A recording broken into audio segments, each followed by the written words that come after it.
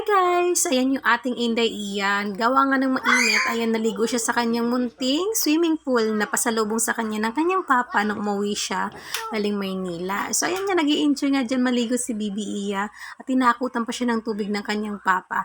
So ayan nga guys, o diba? Tuwang-tuwa yung aming baby. Ayan, meron na siyang swimming pool. Ayun yung baby niya. Opo, nababad sa swimming pool ang baby. So, ayan nga, tuwang-tuwa siya. Meron din siyang baby doon. Pinapaliguan din niya sa loob ng kanyang swimming pool. Ang liit lang ng swimming pool na ito, guys, kasi maliit pa naman siya. Pero tingnan niyo naman mamaya kung anong gagawin ng kanyang ama.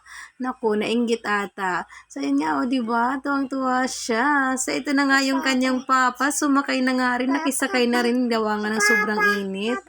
Nakisakay na rin sa kanyang swimming pool. Ayan, hindi nga halos magkasya. Ayan, pag umalis yan, wala na yung tubig. Nako, talagang nakikisali talaga yung aming amain.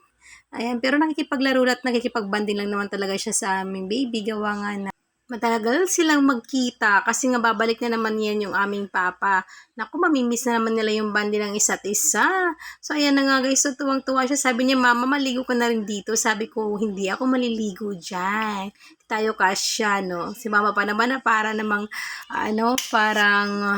parang balyena, magkakasya dyan sa loob. Naku naman si baby talaga. Oh. Ayan nga guys, sa sobrang init talaga ng panahon, mapapababad ka talaga sa tubig para ma-refresh yun, diba? Nakatipid ka pa ng electric fan, so nakapag-banding pa silang dalawa. Diyos ko, sana hindi naman mapunit or hindi naman mabutas yung ating swimming pool dyan, mister. I love you both. Yun na po, share ko lang naman. Bye-bye.